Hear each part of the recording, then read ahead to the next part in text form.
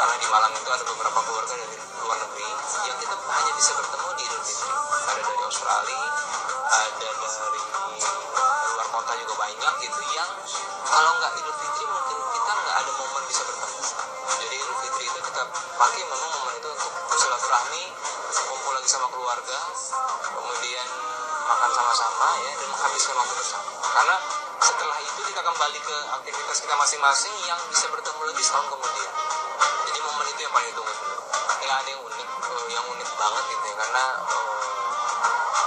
kurang lebih hampir sama sih ya, Idul Fitri, sholat Id, kemudian sungkem sama orang tua, kemudian silaturahmi, kumpul-kumpul aja sih intinya. Dan saya cenderung sih nggak terlalu suka ke tempat objek wisata kalau lagi Idul Fitri karena pasti rame banget. Jadi saya memanfaatkan sebenarnya kalau Idul Fitri adalah sebanyak mungkin keluarga yang jarang saya temui, saya bisa berkunjung. Karena yang paling penting kalau Idul Fitri buat saya adalah menyambung tali silaturahim itu. Gitu. Nah, kalau anak sekarang kan umurnya baru setahun 4 bulan. Sekarang dia di mana aja yang penting ada orang tuanya, dia happy.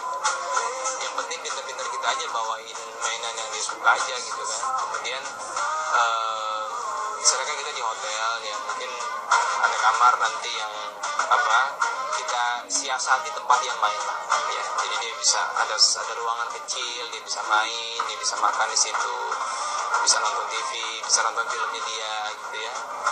Dia masih belum aware tentang tempat-tempat wisata gitu ya, yang belum ke arah situ sih sekarang karena umurnya masih setahun.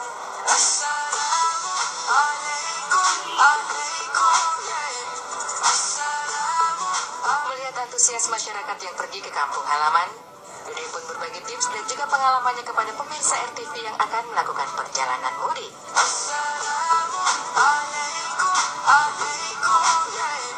Paling hanya macet aja ya kalau jalur darat. Saya dulu ke kampung halaman ibu saya di Padang naik mobil itu 3 hari. Jalur penyeberangan dari Merak ke Bakauni itu memang yang paling favorit bikin macet ya. Karena naik ke kapal feri kan kita memang ngantri dan itu berjam-jam. Dan ya memang harus siap.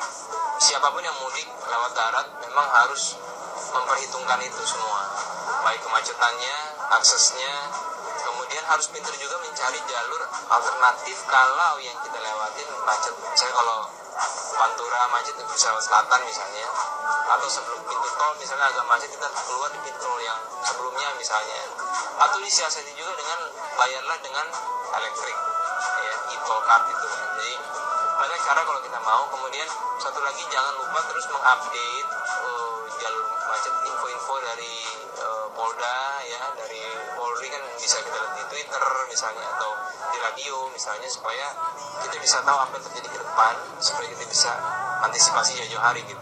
Yang paling fatal, yang paling vital maksudnya adalah kendaraan yang akan digunakan, terutama sekali ban ya, karena kita duduk di atas ban itu berjam-jam, kemudian harus prepare juga ban cadangan ya, jangan sampai kita di tengah jalan ban nanti kempes atau pecah segala macam, kita nggak ada backup. Kemudian yang kedua adalah mesin mobil itu sebisa mungkin kalau bisa memang diservis dulu sebelum menempuh perjalanan cukup jauh. Kemudian kalau balik ke ban lagi itu ada namanya spurring balancing ya, supaya begitu ban di jalan tol dengan kecepatan tinggi dia tidak keluar dari jalurnya, jadi tetap balance. Kemudian setirnya juga tetap stabil gitu ya. Kemudian yang berikutnya adalah fisik harus siap karena duduk berjam-jam. Kemudian kita harus bijak juga kalau kita naik mobil adalah kalau ngantuk jangan dipaksa. Banyak yang supir-supir memaksakan, begitu ngantuk dipaksain akhirnya fatal. Jadi kalau udah ngantuk mendingan berhenti aja, cari rest area yang terdekat atau pos polisi atau apapun. Kan kalau di jalur mudik Jawa itu tersebar di mana-mana, atau berhenti di restoran sebentar.